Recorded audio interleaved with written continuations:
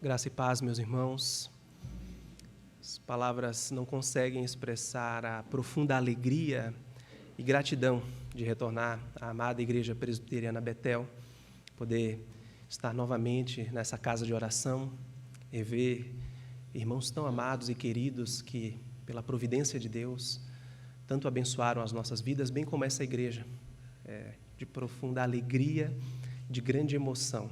Com essas palavras iniciais, eu cumprimento, agradeço esse honroso convite feito pela UPA, uma vez que o primeiro contato que eu tive com a Igreja Presbiteriana Betel foi como um adolescente. Para mim é muito significativo retornar a essa igreja nesse momento, trazendo a palavra de Deus de uma forma muito especial, tanto pelo aniversário da igreja ao longo do mês de maio, quanto pelo aniversário da nossa UPA. Muito obrigado, meus irmãos, por essa honra. Que Deus possa nos abençoar por meio da sua palavra. Palavra essa que eu convido a todos para que abram no segundo livro dos Reis, capítulo de número 2, segundo livro dos Reis, capítulo 6. Nós vamos ler o segundo livro dos Reis, capítulo de número 6, os 7 primeiros versículos dessa porção.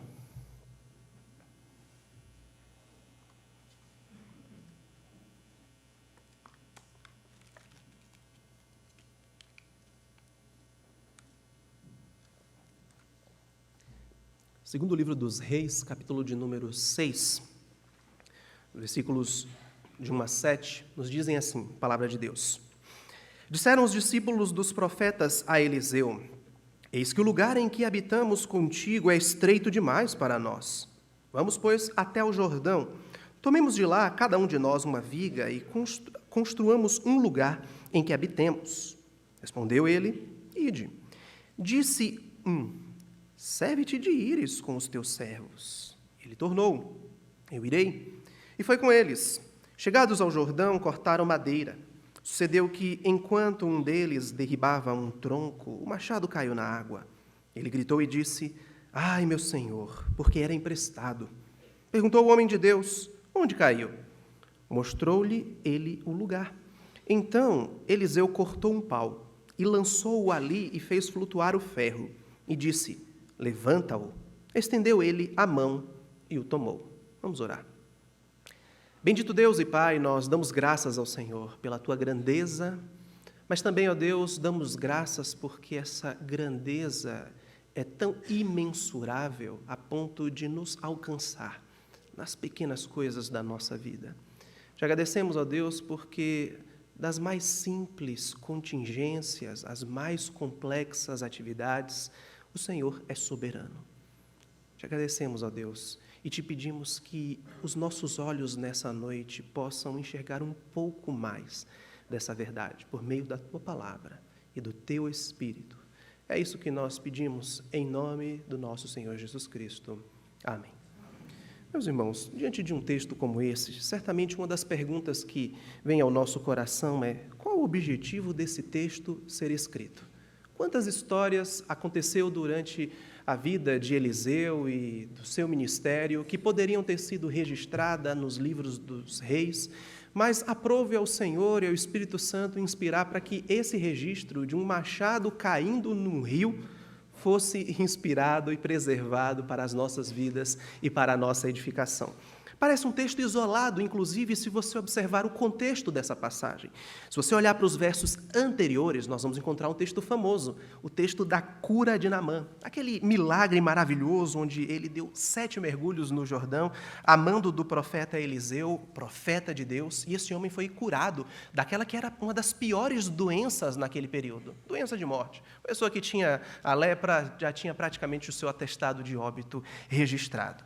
E depois do texto que nós lemos hoje, nós temos um fato também muito interessante. Nós temos Deus provendo Israel em uma guerra contra a Síria, onde o Senhor envia cavalos e carros de fogo. Deus coloca uma cegueira sobre os olhos deles, os dispersa para Samaria, e estes homens não guerreiam mais com Israel. Então nós temos 2 provisões miraculosas muito grandiosas, onde o Senhor fez surgir algo grandioso, e no meio desses 2 eventos, uma cura miraculosa e um evento sobrenatural e grandioso, o Senhor nos traz um evento onde um machado cai no rio e miraculosamente passa a flutuar.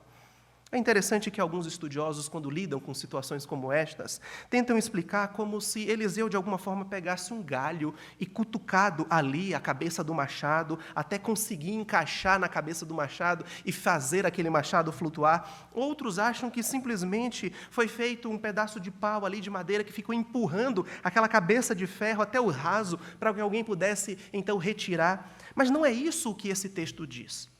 Alguns estudiosos, considerados liberais, tentam alegorizar esse texto, relativizar, diluir a verdade desse texto de alguma forma, da seguinte maneira, como se a cabeça do machado fosse a alma do homem, que afunda, supostamente por causa do pecado, e o rio Jordão ali é como se fosse o juízo de Deus. Então, a alma do homem, afundada em pecado, precisa que algo em um pedaço de madeira venha para flutuar e salvar a sua vida. E esse pedaço de madeira é a cruz de Cristo. Então, alegóricos transformam esse texto naquilo que ele não diz.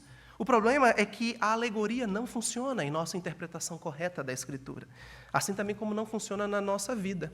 Experimente alegorizar a lista de compras que a sua esposa pede para você fazer.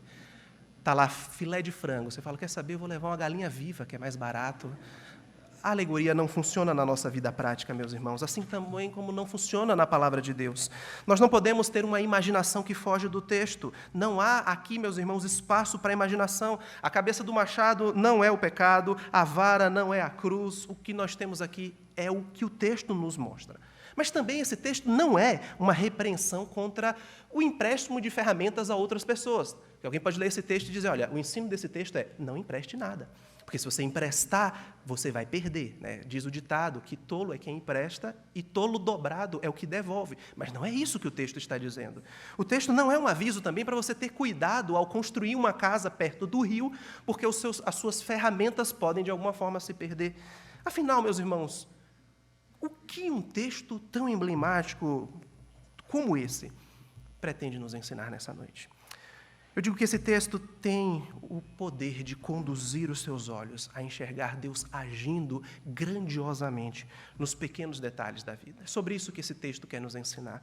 Um Deus que nos mostra como grandiosamente Ele age nos pequenos detalhes da vida. Eu quero que os seus olhos nessa noite enxerguem a grandeza de Deus mesmo nos pequenos detalhes. Esse texto nos mostra isso em algumas partes. Em primeiro lugar, nós percebemos que Deus age grandiosamente nos pequenos detalhes da vida, naquelas necessidades que aparentemente são as mais simples. Observe o que nos mostra aqui o início do verso. Verso 1. Eis que o lugar em que habitamos contigo é estreito demais para nós.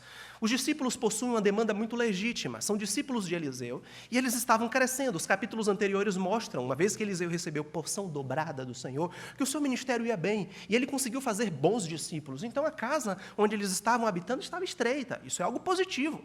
Quando a igreja cresce, geralmente faz-se uma reforma para comportar mais pessoas. E aqui, a casa dos discípulos de Eliseu já estava pequena demais. Então, era legítimo que uma construção fosse feita para aumentar aquele lugar. Então, esses homens trazem essa demanda. E a demanda, meus irmãos, embora seja legítima, envolve alguns recursos. Eles disseram, então, vamos até o Rio Jordão. E o Rio Jordão é sempre muito emblemático na Escritura. Ele está sempre carregado de muitos significados. E então, eles vão até o Jordão, retiram de lá uma viga de madeira e constroem ali um lugar para ampliar a habitação. E Eliseu disse, então, podem ir, tranquilo, o que vocês estão pedindo. Mas percebem, então, que um deles faz um pedido muito interessante. Ele diz, no verso 3, serve-te de ires com os teus servos. Eliseu, não apenas nos envie, mas vamos conosco, caminhe conosco. Nos acompanhe, e você vai perceber que isso faz toda a diferença. Ele diz, eu irei. E chegando lá, meus irmãos, enquanto os discípulos de Eliseu estavam derrubando a madeira, a cabeça de ferro do machado se desprendeu do cabo e então caiu na água. O que nós temos aqui? Uma necessidade simples e profundamente individual. É um problema que aquela pessoa tinha ali. Quantos machados não se perderam na vida? Quantos martelos, quantas chaves de fenda, talvez até você já tenha emprestado para algum vizinho, para algum amigo e nunca viu. Mas o fato é que a cena nos mostra a importância dessa situação quando nós olhamos para o contexto. Como eu disse, é algo muito específico, é muito pontual, aparentemente muito simplório. Porque se você voltar para o capítulo 5, como eu falei, nós temos ali o grande general Naamã. E ele está leproso ali. Ele tinha uma necessidade individual também, mas ele era um homem muito importante para aquele contexto sírio. Nós temos aqui ramificações políticas, nós temos necessidades da saúde de Naamã. Ele era um grande general, estava prestes a morrer com a sua lepra. E então, depois dessa história, entra essa história da cabeça do machado que se desprende. E logo depois nós temos histórias de grandes combates militares, no capítulo 6, Síria cercando a Samaria, Deus operando a provisão. Então, o que é que nós temos de uma forma geral? Um cenário político internacional, problemas diplomáticos, relações exteriores, questões que envolvem estratégias militares, crises nacionais envolvendo Israel, envolvendo a própria Síria. E no meio disso tudo, Deus se preocupando com a cabeça de um machado de ferro. E aí você começa a pensar, nossa, esse texto é realmente intrigante. Em meio ao caos que acontece ali no Oriente Médio, em meio às ameaças de terrorismo mundial que nós vivemos, um colapso econômico de países que estão ao nosso redor, a fome que assola a África, o Ômicron e as suas variantes, Deus pode ter interesse nas coisas menores da minha vida? É para isso que esse texto quer te levar. Para que você não pense que a agenda de Deus seja cheia demais, esteja grande demais, lotada demais, a ponto de você não levar a esse Deus tão grande as suas necessidades. Amados, a grandeza de Deus consiste no fato de que Ele é um Deus fiel também no pouco.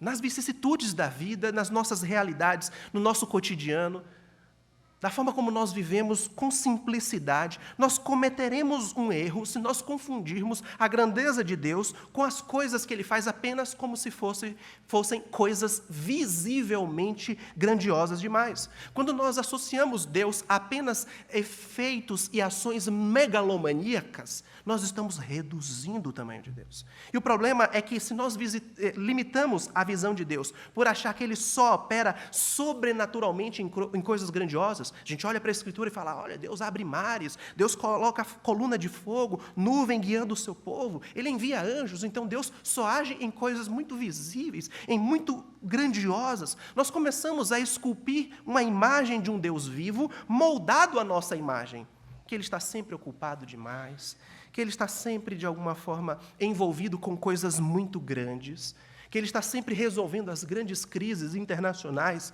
e os problemas desse mundo, e Ele talvez não tenha tempo para atender uma demanda pequena da minha vida.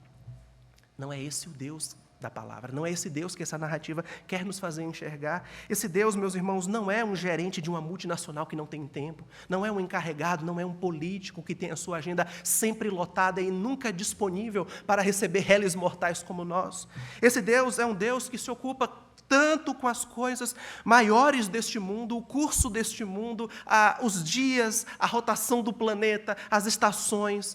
Basicamente, tudo está sob controle, bem como as coisas menores e mais simples. E parte da sua grandeza é vista quando Ele atende às pequenas necessidades, os problemas mais inferiores, as necessidades mais básicas, os assuntos mais corriqueiros da nossa vida. É o Deus que se ocupa em saber quantos fios de cabelo da nossa cabeça nós temos. É um Deus, adolescentes, que ouve a oração de vocês quando vocês se encontram ansiosos, tristes, se sentem, de alguma forma, inferiores pelas suas espinhas, pelas lutas que vocês têm com o desenvolvimento dos seus corpos. É o Deus que se faz presente quando vocês, adolescentes, se sentem sozinhos porque não cedem às pressões de grupo na escola para pertencerem a uma tribo, a um grupo legal, por não fazerem as mesmas coisas que aqueles adolescentes querem que vocês façam. É um Deus que ouve o seu clamor, a sua oração, por menor e mais simples que seja o seu dilema. É um Deus que não permite que você viva sozinho, abandonado, desprezado, embora muitas vezes isso possa acontecer dentro da escola, dentro da sua própria casa. É um Deus que nunca vai estar ocupado demais para ouvir a sua oração. Talvez o seu pai, talvez a sua mãe, recorrentemente diga, filho, eu não tenho tempo. Filho, a gente conversa sobre isso depois. Mas Deus definitivamente não é assim. É maravilhoso saber que, por mais que sejam simples as nossas petições individuais, ou aparentemente simplórias e desnecessárias, nós não irritaremos o nosso Deus em pedir da sua provisão. Se ele fará, nós não sabemos. Afinal, ele é totalmente livre e age de acordo com o seu decreto eterno. Mas nós podemos pedir, nós podemos clamar, nós temos exemplos bíblicos de que o Senhor está envolvido com as coisas mais simples da nossa vida. E é por isso que nós podemos observar essa primeira verdade. Deus que entende o fato de, muitas vezes, você, adolescente, está crescendo e não ter domínio, ciência do tamanho do seu corpo e ser estabanado, esbarrar num prato, quebrar um copo, a mudança de hormônio, a maneira como você passa a enxergar a vida de uma forma um pouco mais adulta, mas ainda não totalmente. Esse é o Deus que age também para resgatar a cabeça de um machado de ferro que caiu no rio, enquanto discípulos de Eliseu estava trabalhando. Esse é um Pai que conhece e age em nossas mínimas necessidades. E se nós não acreditarmos corretamente como esse texto quer que nós acreditemos, então os nossos problemas menores e pequenos, aparentemente insignificantes, vão se acumulando no nosso coração. E nós não lançamos sobre o Pai e passamos a carregar uma sobrecarga, achando que Ele não pode ser incomodado com as nossas lamentações. E o problema é que se nós vivermos dessa forma, esses problemas aparentemente pequenos vão ocupar os nossos pensamentos, as nossas preocupações, gerando ansiedade, fazendo com que nós nos sintamos até mesmo orgulhosos demais para não incomodar a Deus com uma petição tão pequena. Quando, na verdade, nós podemos orar dizendo: Deus, a cabeça do machado afundou. Deus, a chave do meu carro se perdeu. Deus, eu tenho uma prova difícil amanhã de física e eu preciso da sua graça para eu concentrar aqui e conseguir estudar para essa prova. Veja que esse texto quer que você enxergue o Deus que você tem. Ele não é uma espécie de São Longuinho para você dizer: Senhor, me dá o que eu quero, senão eu vou dar 3 pulinhos. Não é isso que esse texto nos ensina. Mas é um Deus transcendente, imanente, grande, perfeito, ilimitado. Isaías nos traz uma visão desse Deus no capítulo 66, os versos 1 e 2, quando diz assim: o céu é o meu trono, a terra o estrado dos meus pés. Que casa que vocês edificarão para mim? Qual é o lugar do meu repouso? Porque a minha mão fez todas estas coisas e todas vieram a existir, diz o Senhor. Mas para qual é o homem que Deus olha? O homem para quem olharei é este: o aflito e abatido de espírito, que treme da minha palavra. Então Deus se mostra um Deus tão grande, que age e faz tantas coisas, que ninguém pode fazer algo que Deus não tenha, algo que possa, de alguma forma, ser adequado para a grandeza desse Deus. E Ele diz: para quem é que eu olho? Para os grandes desse mundo, para os poderosos, para os sábios? Não, para aquele homem abatido de espírito, aflito, aquele que treme da minha palavra. É por isso que Paulo escreve aos Coríntios dizendo que Deus não escolheu dos sábios deste mundo. Deus não escolheu dos de grande nome desse mundo. Mas Ele inverteu a ordem desse mundo, do simples. É que Ele revelou o Evangelho. E essa é a loucura para os homens, escândalo para os judeus e para os gentios. Mas o Evangelho da salvação funciona dentro dessa mesma perspectiva. Em segundo lugar, esse texto nos mostra que esse Deus age grandiosamente nas pequenas coisas da nossa vida, mas atendendo também necessidades genuínas. Observe que o verso de número 5 aponta para essa realidade. Sucedeu que, enquanto um deles derribava um tronco e o machado caiu na água, ele gritou e disse: ai, meu Senhor, porque era emprestado. Alguns de nós já sofremos com coisas emprestadas. Quem nunca emprestou um livro, ele veio todo rabiscado, ou ele não veio? Quem nunca emprestou alguma coisa que você esperava que essa pessoa devolvesse e ela não retornou, ou retornou completamente danificado? É por isso que tem gente que fala: olha, eu nem peço emprestado, porque vai que, de alguma forma, isso dê ruim. Eu falei que não é esse o sentido desse texto, mas perceba que esse texto aponta que necessidades legítimas surgem em nossa vida. Volte à cena para você perceber o drama desse discípulo. Ele diz: ai, meu Senhor. Perceba o seu lamento. Ai, meu Senhor, era emprestado. É terrível essa realidade de lidar com objetos emprestados danificados. E esse texto reflete claramente as dificuldades que esses homens viviam. Talvez em nosso mundo moderno nós não consigamos captar o problema que esse discípulo tinha. Por quê? Pede no Mercado Livre, vai ali na Dicico, na C&C, compra um machado novo e está tudo resolvido. Mas o texto, meus irmãos, por meio da expressão desse machado, da descrição desse machado, dá a entender que não era um objeto muito simples e muito barato de se obter. O fato dele ter pego emprestado já significa que ele não tinha condições de ter o seu próprio machado. E ele precisou recorrer a uma pessoa que tinha uma condição melhor que a dele, e ele não tinha como dar novamente, ou dar de volta a essa pessoa esse machado. Era uma ferramenta muito cara, e ele teria que suar muito para comprar uma nova. E o problema é que você precisa perceber que esse homem está em apuros aqui, para você perceber que Deus age com poder em necessidades genuínas. Deus não faz milagres por diversão. Deus não é uma espécie de mágico que onde ele usa Eliseu ali para falar, olha, quer fazer, eu vou entreter aqui esse povo, fazer o machado flutuar para todo mundo olhar que isso é maravilhoso, que isso é legal, e assim então seguirem a Eliseu. Não, Deus não está se divertindo. Deus está resolvendo um problema muito sério que aconteceu na vida desse discípulo. E o texto quer que você perceba justamente isso, a legitimidade das nossas petições, dos nossos lamentos. Ai, meu Senhor. Muitas vezes por orgulho, por não ter essa visão da grandeza de Deus que se aplica às nossas necessidades, nós não lamentamos ao Senhor as nossas realidades, as nossas dificuldades. A vida está dura, a vida está difícil, Deus está te quebrando, Deus está te mostrando, mas você não tem essa intimidade relacional de chegar para Deus e falar, Deus está difícil, Deus eu não estou suportando, ai meu Senhor, o meu corpo sente, a minha alma está machucada, e eu estou aqui abrindo o meu coração a Ti. Às vezes nós nos fazemos de bons, de duros, de firmes e fortes, nada me abala, está tudo muito bom, está tudo maravilhoso, eu só tenho para agradecer, mas no íntimo, nós estamos ali, meus irmãos, sobrecarregados e não conseguimos expressar o nosso lamento ao Senhor com sinceridade, dizendo, ai meu Senhor, ai meu Senhor. Então Deus age de forma grandiosa nas pequenas coisas da vida, em nossas reais necessidades e legítimas necessidades, necessidades genuínas. E é por isso que esse texto nos mostra, meus irmãos, que nós também precisamos pensar muito bem sobre o que é necessidade. Geralmente nós incluímos na lista de necessidades coisas que não necessariamente são necessidades. É por isso que Jesus nos ensina a orar pelo pão de cada dia. Ele não pede para a gente orar pela picanha, pela carne nobre, mas o pão de cada dia. E o Senhor muitas vezes tem nos dado muito mais do que o pão de cada dia. O pão ali representa aquilo que de mais básico nós precisamos para o suprimento das nossas necessidades. E Deus muitas vezes, em sua generosidade, vai além do pão. Mas Ele está comprometido com o pão. Às vezes vai ser o pão mesmo. Às vezes vai ser aquela refeição mais básica possível, suficiente para nos manter em pé. Mas é fruto da generosidade desse Deus.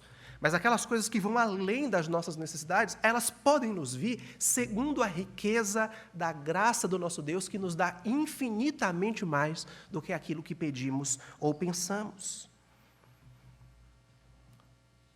Mas há uma terceira e última verdade que esse texto quer que você enxergue.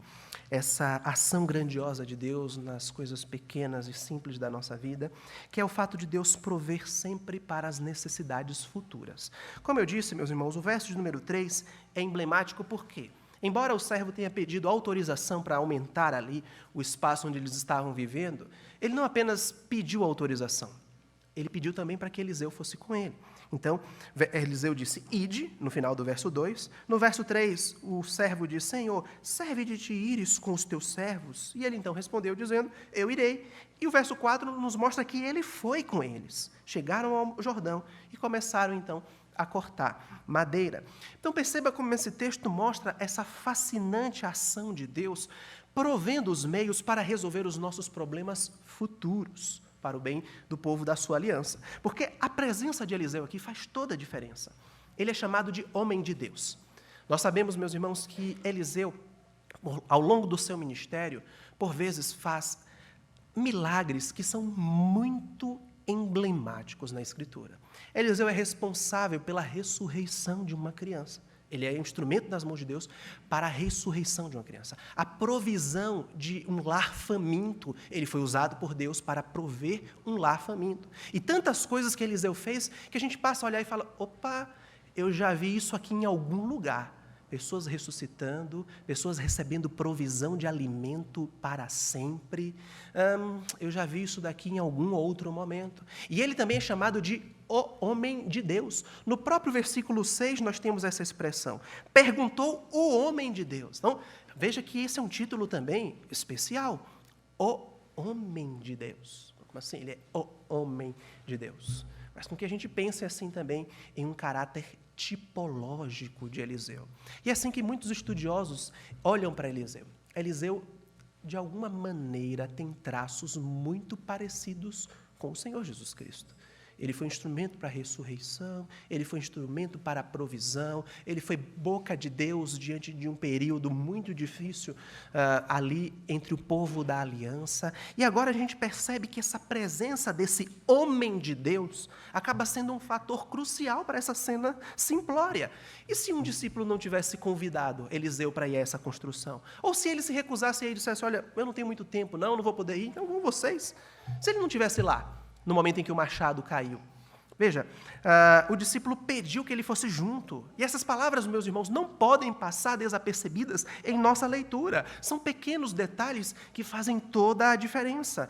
Ou seja, esse texto mostra que Deus frequentemente organiza as coisas antes de sabermos que iremos precisar destas coisas. Deixe-me explicar com outras palavras, isso que o texto está nos mostrando. É a providência de Deus que já estava em ação quando ninguém poderia perceber. Um pedido simples, uma aceitação simples, e o homem de Deus estava lá, no momento certo, na hora certa, para fazer a coisa certa. Então você tem o pedido no verso 3, o consentimento, que não é algo comum. Não é uma trivialidade, já é Deus trabalhando, atendendo uma necessidade que não era vista, mas que surgiria logo em seguida. Ou seja, Deus sempre prepara uma provisão para uma necessidade, uma provisão futura para uma necessidade. Deus age, meus irmãos, nessa estrutura ao longo de toda a Escritura. Perceba, por exemplo, o sistema sacrificial de Israel.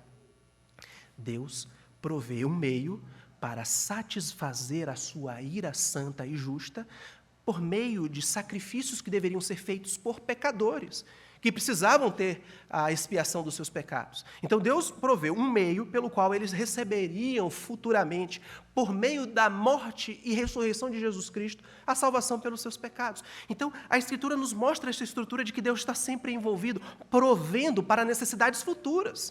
Ou seja, como é que um crente da antiga aliança, quando morto, se apresentava diante do Senhor? Como que ele poderia ter acesso à presença de Deus? Como ele poderia ir para o céu? Como ele poderia ir para o seio de Abraão, como a Escritura nos diz? Se Jesus Cristo não tinha vindo ainda a esse mundo, mas pela fé que eles tinham no Jesus, no Messias que viria. Não que o sangue de touros ou bodes poderia trazer remissão de pecados, porque o autor aos Hebreus diz que ele não podia trazer, mas é uma provisão futura, a fé no Messias, o Cordeiro de Deus que tira o pecado do mundo. Então, aqueles que morreram na antiga aliança, Davi, o próprio Eliseu, Moisés, todos estes, quando salvos, foram salvos pela provisão futura de Deus em Cristo Jesus. Essa é a estrutura de Deus agindo na história do seu povo. As necessidades vão surgir, Deus já providenciou. O problema vai acontecer, Deus já resolveu esse problema. Nós precisamos apenas confiar na maneira como Ele vai agir, como as coisas vão desenrolar. Mas nós podemos confiar na provisão futura de problemas que surgirão em nossa vida. Então, essa é uma maneira própria de Deus agir com o seu povo nas circunstâncias mais comuns do nosso dia a dia. Então, nós chegamos no ponto, meus irmãos, que é o ápice desse texto, que é o verso de número 6, depois que cai esse machado, e o homem de Deus pergunta onde ele está, o rapaz mostrou-lhe o lugar, o Eliseu cortou um pau, lançou-o ali e fez flutuar o machado. E disse, levanta-o, ele estendeu a mão e tomou. Como é, meus irmãos, que nós hoje, do lado de cá da nova aliança, nos apresentaremos diante do Senhor para sermos recebidos em sua glória? Nós sabemos que nós somos pecadores, sabemos que somos miseráveis, somos rebeldes, somos orgulhosos, ainda não chegamos lá. Nós estamos ainda, meus irmãos, carecendo de uma transformação, de um moldar em nossas vidas. E se morrermos hoje ou se morrermos amanhã, morreremos ainda imperfeitos, pecadores, de modo que as nossas obras não poderiam garantir a nossa salvação. O que é que nos garante que seremos aceitos por Deus para passarmos a eternidade com Ele e juntamente com o seu Filho? O Evangelho. E o Evangelho é justamente isso, é a mensagem de que Deus preparou uma provisão futura para o homem pecador. Deus já proveu no futuro aquilo que nós precisaríamos para a nossa salvação. E é isso que o Evangelho de Jesus Cristo é. E é aqui, meus irmãos, que Cristo de alguma forma, brilha nesse texto. Quando nós observamos para este homem aqui, presente como homem de Deus, provendo para essa necessidade, nós conseguimos perceber que a maneira como Deus age em nossas vidas. Cristo é a provisão para as necessidades dos seus filhos. Provisões futuras, porque você ainda vai se apresentar na presença de Deus. Você ainda vai se encontrar perante o Criador de todas as coisas. E como é que você vai poder encarar esse Criador? Diante dos seus pecados, diante das suas mazelas. Deus já proveu em Cristo Jesus. Então, meus irmãos, para todos os crentes de todas as épocas, esse não é um texto simples, esse não é um texto isolado, mas é uma pérola, onde nós temos aqui um apelo, onde o Deus vivo e verdadeiro mostra como Ele age, como Ele trabalha para aqueles que o temem, para aqueles que estão com seus corações necessitados e reconhecem, que apresentam os seus lamentos, que apresentam os seus clamores, que buscam a ajuda no Senhor e são sinceros e são transparentes em seu relacionamento para com o Senhor, dizendo, ai meu Senhor, e Ele então vai oferecer por meio de Cristo toda a ajuda necessária, porque o Evangelho é a provisão futura de Deus para a nossa vida no presente. Da mesma maneira que Eliseu foi um instrumento do Senhor para ajudar a esse homem em uma situação tão simplória, Deus enviou o seu Filho não para resolver apenas questões simplórias, mas para o maior problema que todo ser humano tem desde o seu nascimento, o problema do pecado, a dureza do nosso coração, a rebeldia contra o nosso Deus. E como é que Jesus Cristo nos ensina nas Escrituras para lidar com estas situações? Ele sempre nos chama a olhar para as pequenas coisas.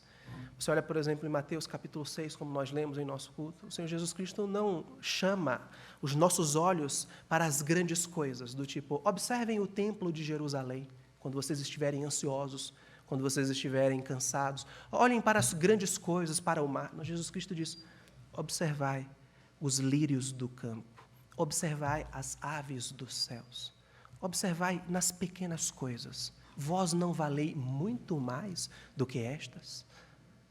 Muitas vezes nós estamos pedindo a Deus coisas miraculosas, grandiosas demais, megalomaníacas, e às vezes Deus não nos concede, nós questionamos a providência, onde dá, Deus não está fazendo, do jeito que eu quero, na hora que eu quero, da maneira como eu quero, mas nas contingências, nos pequenos e nas minuciosas áreas da nossa vida, o ar que respiramos, o alimento que obtemos, o funcionamento das células do nosso corpo, enfim, todas as coisas mais aparentemente simples, Deus está ali agindo para a nossa preservação.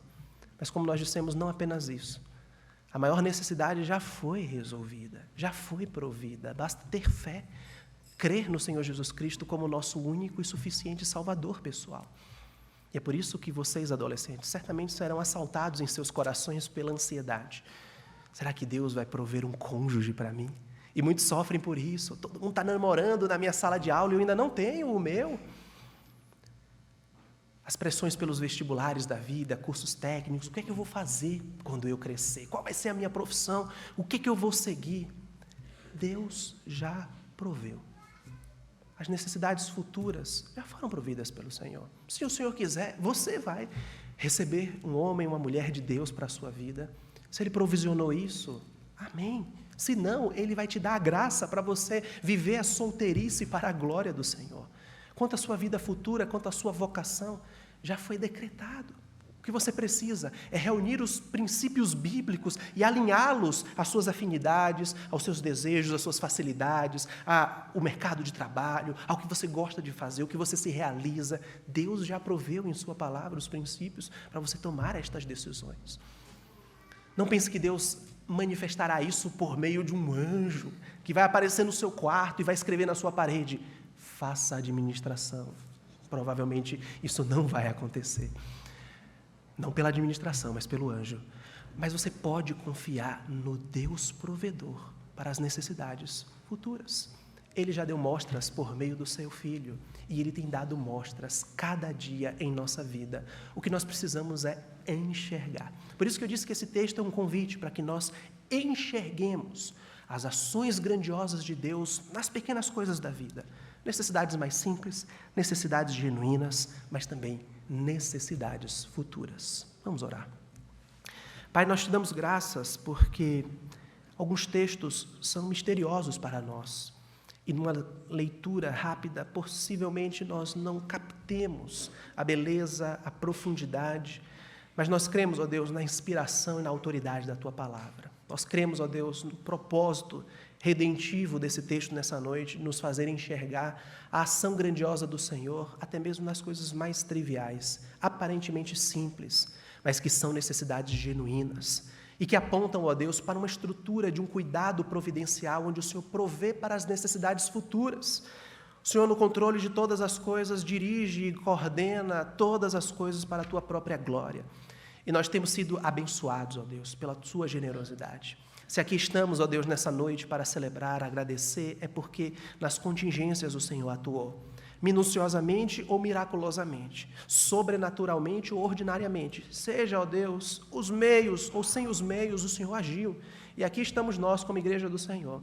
A igreja Betel, ó Deus, dando graças ao Senhor por mais um ano de existência nessa região, para ser luz, pregar o evangelho do Senhor Jesus Cristo, aquele que provê as necessidades futuras em sua obra, em sua pessoa. Seja também na UPA, ó Deus, esse trabalho de adolescentes, que há muito também tem sido realizado e trabalhado nessa igreja para a glória do Senhor e para alcançar esta faixa etária tão abençoada. Te agradecemos, ó Deus, porque o Senhor provê, e a nossa vida é um testemunho vivo de que o Senhor não tem deixado faltar absolutamente nada daquilo que nós necessitamos no Senhor. Pelo contrário, generosamente, graciosamente, abundantemente o Senhor tem nos dado no Teu Filho, no nome de quem nós oramos, ó Pai. Amém.